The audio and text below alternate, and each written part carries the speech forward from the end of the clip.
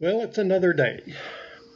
And as you remember yesterday, we were in the wood between the worlds, and Polly and Diggory had just said 1, 2, 3, go, and they jumped. This chapter is entitled The Bell and the Hammer. There was no doubt about the magic this time. Down and down they rushed, first through darkness, and then through a mass of vague and whirling shapes, which might have been almost anything. It grew lighter. Then suddenly they felt that they were standing on something solid. A moment later, everything came into focus, and they were able to look about them. "What a queer place," said Diggory. "I don't like it," said Polly with something like a shudder. What they had noticed first was the light. It wasn't like sunlight, and it wasn't like electric light, or lamps, or candles, or any other light that they had ever seen. It was dull and rather red light, not at all cheerful. It was steady and did not flicker. They were standing on a flat paved surface, and buildings rose all around them. There was no roof overhead. They were in sort of a courtyard. The sky was extraordinarily dark, a blue that was almost black. And when you had seen the sky, you wondered that there would be any light at all. "It's very funny weather here," said Diggory. "I wonder if we've arrived just in time for a thunderstorm or an eclipse." "I don't like it," said Polly. Both of them, without quite knowing why, were talking in whispers. And though there was no reason why they should go on holding hands after they jumped, they didn't let go.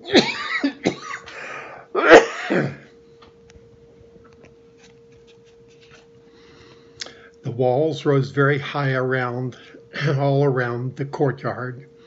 They had many great windows in them, windows without glass, though which you saw nothing but black darkness. Lower down, there were great pillared arches, yawning blackly like the mouths of railway tunnels. It was rather cold. The stone on which everything was built seemed to be red, but that might only be because of the curious light. It was obviously very old. Many of the flat stones that paved the courtyard had cracks across them. None of them fitted closely together, and the sharp corners were all worn off. One of the arched doorways was half filled up with rubble. The two children kept turning round and round to look at the different sides of the courtyard. One reason was that they were afraid of somebody or something looking out of those windows at them when their backs were turned. "Do you think anybody lives here?" said Diggory at last, still in a whisper. "No," said Polly. "It's all in ruins. We haven't heard a sound since we came." "Let's stand still and listen for a bit," suggested Diggory. They stood still and listened, but all they could hear was the thump, thump of their own hearts. This place was at least as quiet as the quiet wood between the worlds, but it was a different kind of quietness. The silence of the wood had been rich and warm. You could almost hear the trees growing, and full of life. This was a dead, cold, empty silence.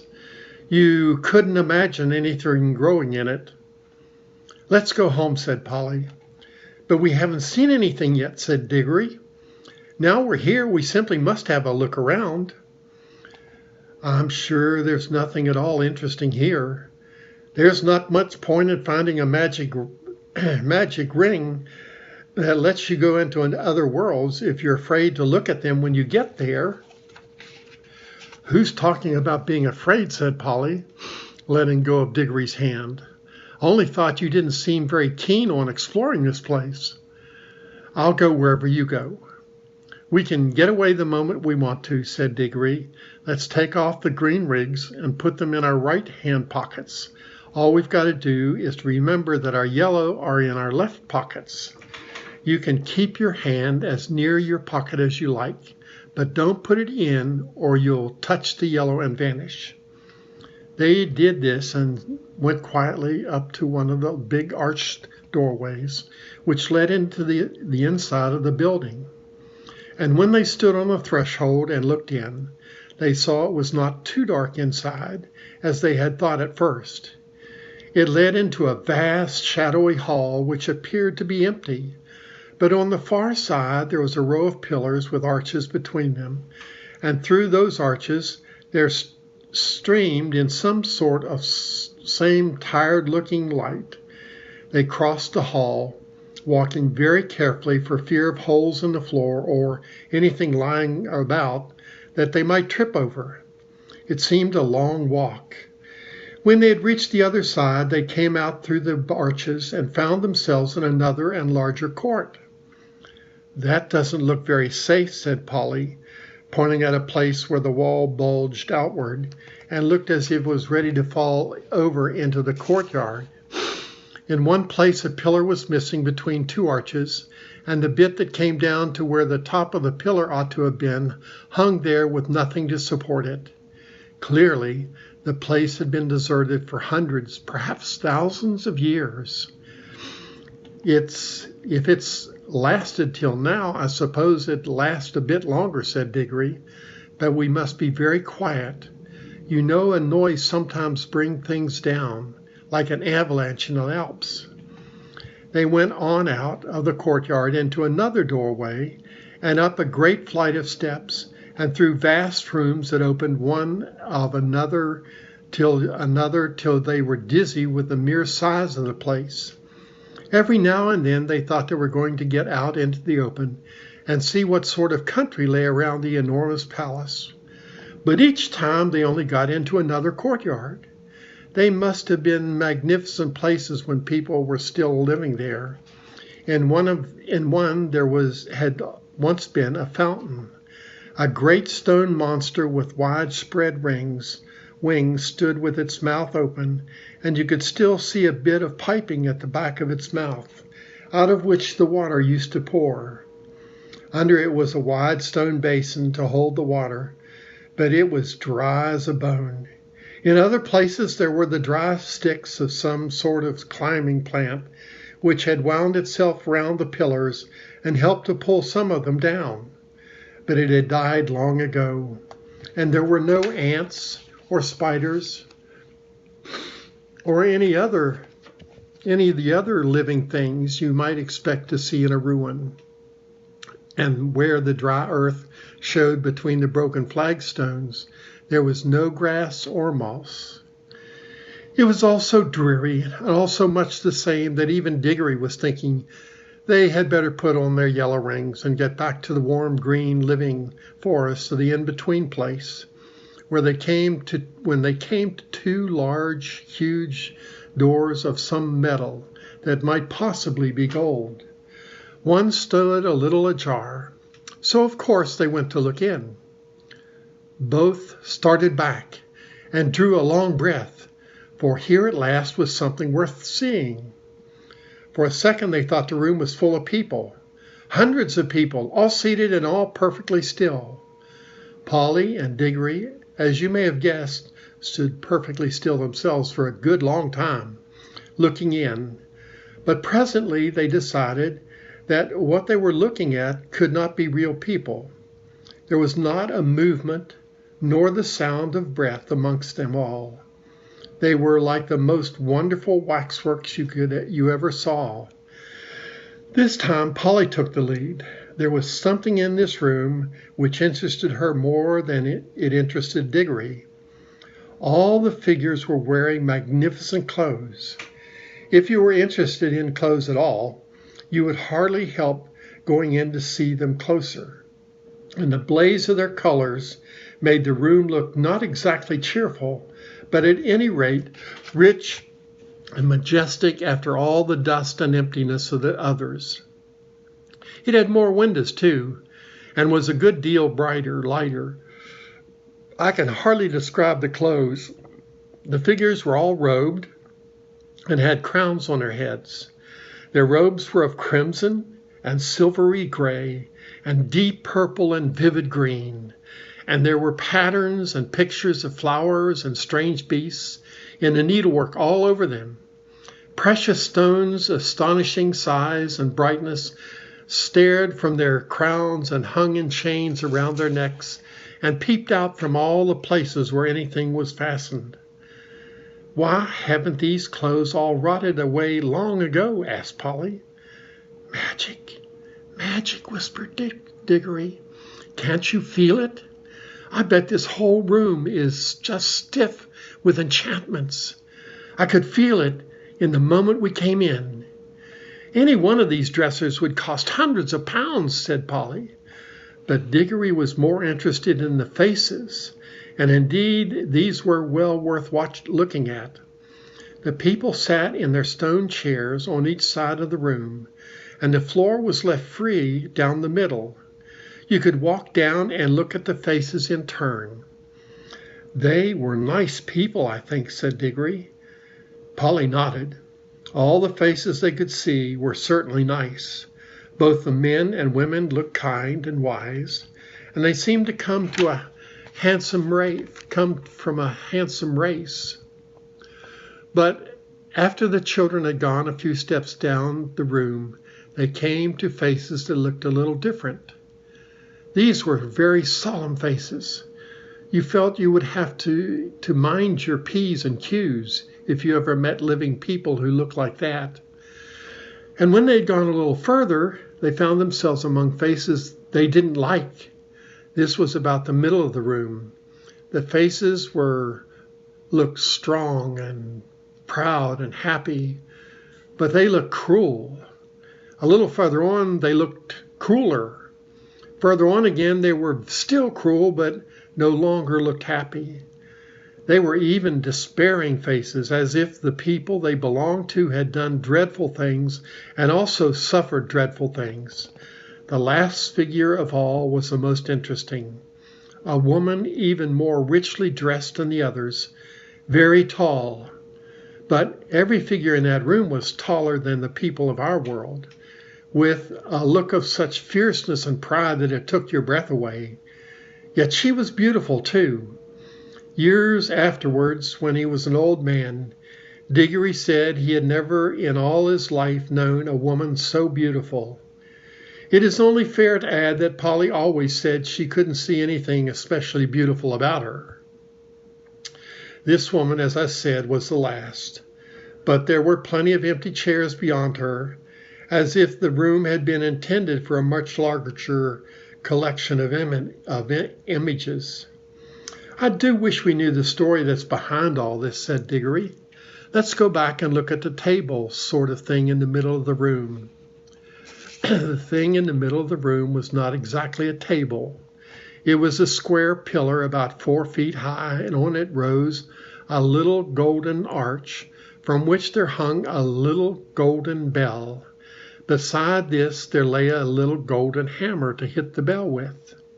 I wonder, said Diggory. Then seems to be something written here, said Polly. There seems to be something written here, said Polly, stooping down and looking at the side of the pillar. "By gum, so there is," said Diggory, "but of course we shan't be able to read it." "Shan't we?" "I'm not so sure," said Polly. They both looked at it hard, and, as you might have expected, the letters cut in the stone were strange. But now a greater wonder happened, for as they looked, though the shape of the strange letters never altered, they found that they could understand them. If only Diggory had remembered what he himself had said a few minutes ago, that this was an enchanted room, he might have guessed that the enchantment was beginning to work. But he was too wild with curiosity to think about that. He was longing more and more to know what was written on the pillar, and very soon they both knew. What it said was something like this. At least, this is the sense of it, though the poetry, when read it there, was better. Make your choice, adventurous stranger. Strike the bell and bide the danger. Or wonder till it drives you mad what would have followed if you had. No fear, said Polly. We don't want any danger. Oh, but don't you see it's no good, said Diggory. We can't get out of it now. We shall always be wondering what would have happened if we had struck the bell. I'm not going home to be driven mad by always thinking of that. No fear. Don't be silly, said Polly, as if anyone would. What does it matter? What would happen? I expect anyone who has come as far as this is bound to go on wondering till it sends him dotty. That's the magic of it, you see. I can feel it beginning to work on me already. Well, I don't, said Polly crossly, and I don't believe you do either. You're just putting it on. That's all you know, said Diggory. It's because you're a girl. Girls never want to know anything but gossip and rot about people getting engaged. You looked exactly like your uncle when you said that, said Polly. I can't keep you to the point, said Diggory. What we're talking about is how exactly like a man, said Polly in a very grown-up voice, but she added hastily in her real voice, and don't say I'm just like a woman, or you'll be beastly copycat. I should never dream of calling a kid like you a woman, said Diggory loftily. Oh, I'm a kid, am I? Said Polly, who was now in a real rage. Well, you needn't be bothered by having a kid when you are any longer then. Having a kid with you any longer then. I'm off. I've had enough of this place, and I've had enough of you too, you beastly, stuck-up, obstinate pig.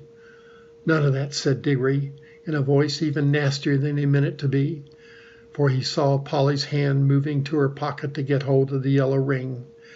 I can't excuse what he did next, except by saying that he was very sorry for it afterwards, and so were a good many other people.